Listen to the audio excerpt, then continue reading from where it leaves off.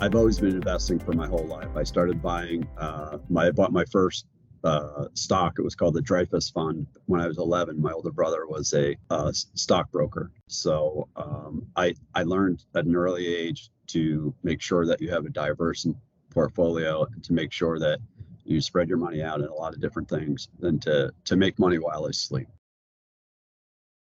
When I was younger, I'm the 10th of 12 children from loving parents. And we had a great household growing up. But if we wanted something, I had to work for it. So I bought my own professional lawnmower when I was 11 years old, a Bobcat lawnmower. And then I bought a snowblower when I was 12. And I had 48 lawn accounts and 67 snow removal accounts. If I wanted things, I just went out and I would work really hard. And then I was able to, buy things for myself because there wasn't a lot of money going around.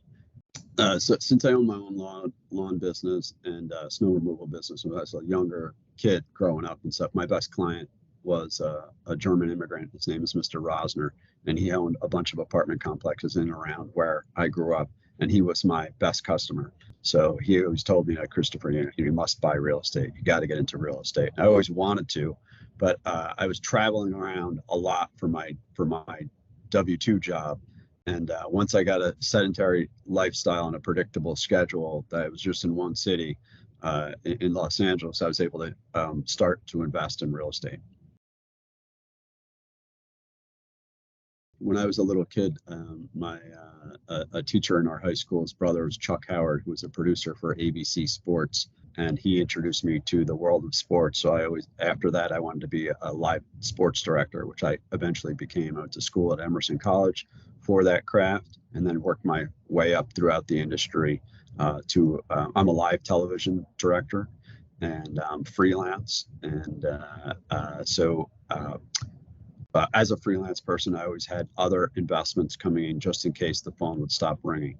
As I was growing along in my stocks and bonds portfolio, I started to look at other asset classes that I could invest in.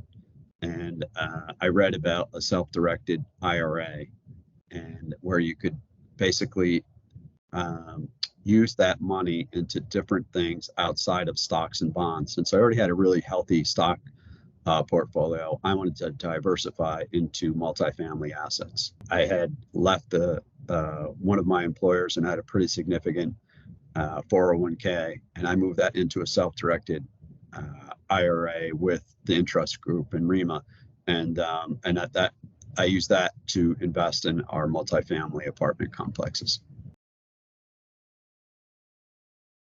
So I'm the general partner in our group at Discover Multifamily. So we buy distressed apartment complexes, and we turn around the poor management that was once there, and we'll make them into really nice homes, and it's really solid financial investments.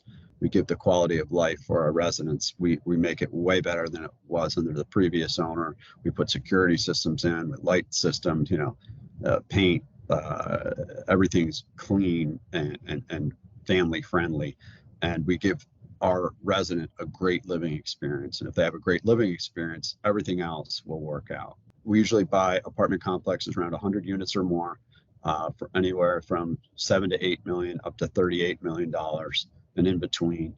And then again, we'll rehab those and take them over as a solid owner operator. And we are not slumlords. We're the anti-slumlord.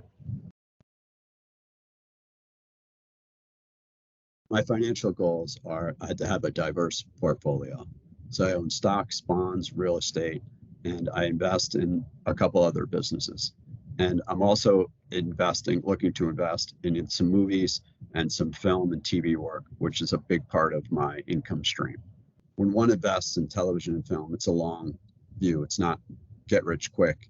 With the financial risks that go into a film and or a TV show, the payback is financially more rewarding than, say, a stock or a bond.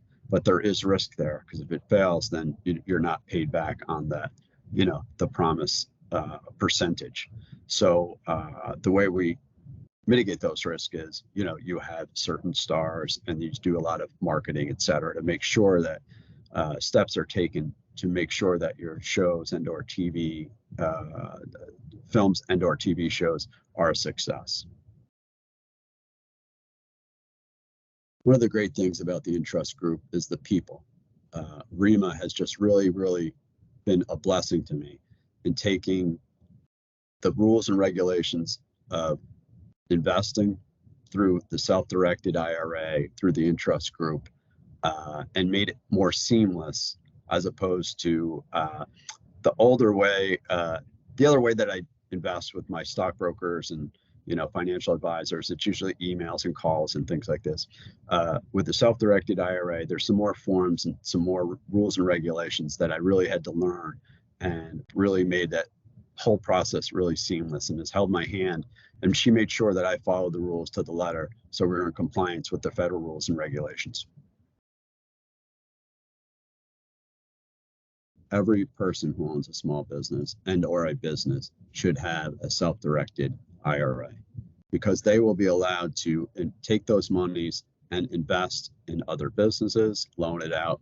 And it's a way to diversify your asset class, so it's just not in stocks and bonds. So in my humble opinion, I believe everybody in the United States should be able to invest through a self-directed IRA, where they can actually put their money to work in various different ways that they see fit, as opposed to just locked into the stock market.